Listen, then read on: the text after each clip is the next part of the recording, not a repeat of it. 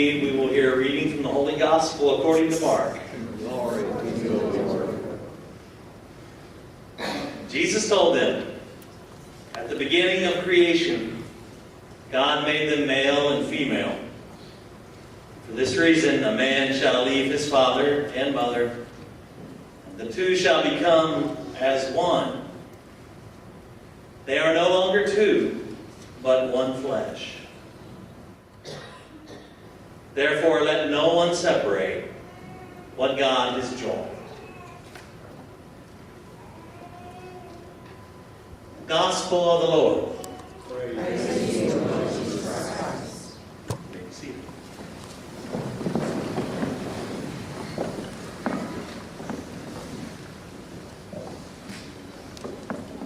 So you're sure you want this two become one thing to happen? You're sure? Because it changes everything the rest of your lives. From this night on, it's all different. It's like we set the clock back to zero and start all over again. Even though you guys have been dating for 10 years, we start all over again. To be husband and wife is to be in a whole new relationship. All parts of it will be familiar, all right, but another part of it will be altogether different. If you are ready for this mystery of the two becoming one, the rest of your lives will be richly blessed. And we trust that you wouldn't be here tonight if you weren't ready. Two becoming one sounds so easy, doesn't it? Just like mixing ingredients in a large cake bowl or something. Two becomes one all the time. Yet when hearts become one, something new is made. Something new is made. And tonight we celebrate something new. Something new springing into existence. It's more than a change of pronouns. It's more than a change of address. It's more than a change of Miss to Mrs. It's where suddenly there's another piece of your heart where there wasn't one before. Suddenly there's another piece of your spirit where there wasn't one before. And hearts and spirits come together, and that does indeed change everything. For her hurts will become your hurts. His joys will become your joys. His fortunes will become your fortunes. Her good luck becomes your good luck. And from this day on, your heart, your spirit grows in ways that are blessed by God. From birth up to the age you are today, you've grown tremendously. But from this moment on, why should we not expect them to grow just as much? Why should we expect the growing to stop? And so we shower them with prayer, and we shower them with graces, and we call upon God to help them. Because there's a lot of growing that will take place between now and the end of their lives. Marriage is one of the few things you can do without getting any kind of preparation for it. If you were learning how to drive, you take driver's lessons. If you were learning how to play baseball, you take baseball practice.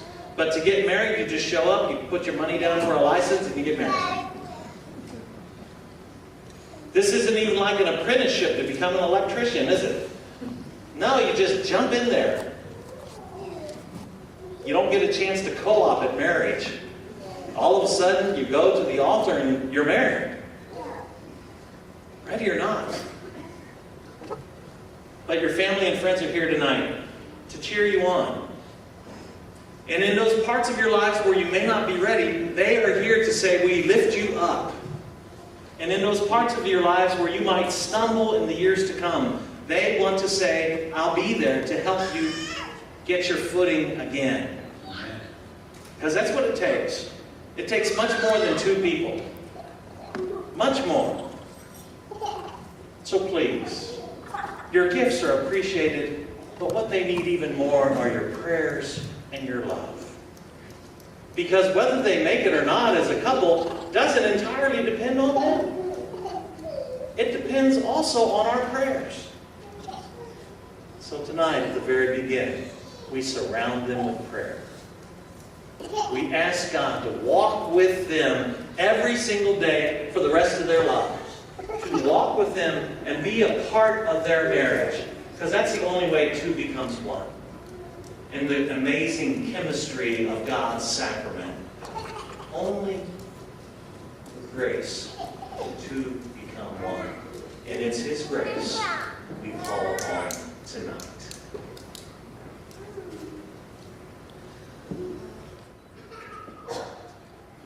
So the wedding party step forward now for the exchange of vows.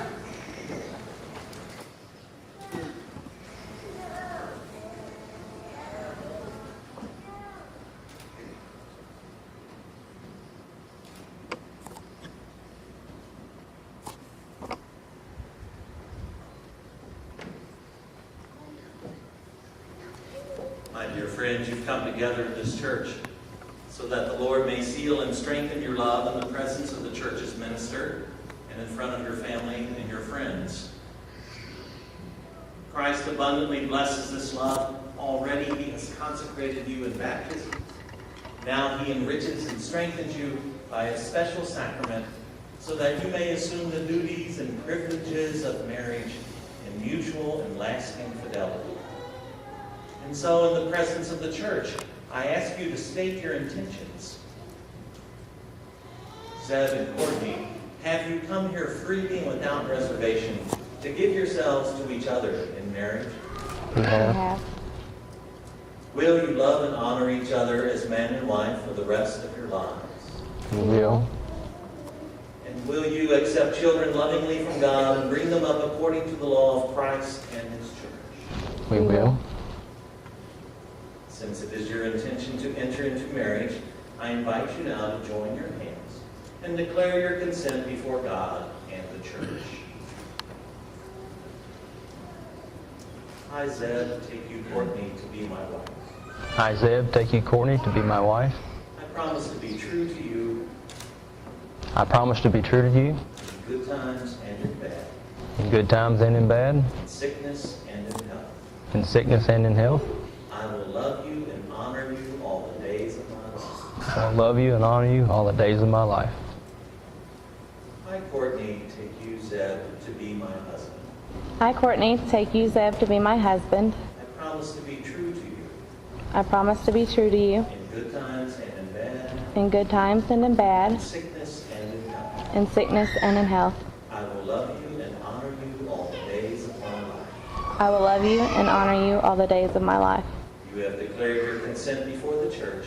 May the Lord in His goodness strengthen your consent and fill you both with His blessings. What God has joined, no one should divide. Amen.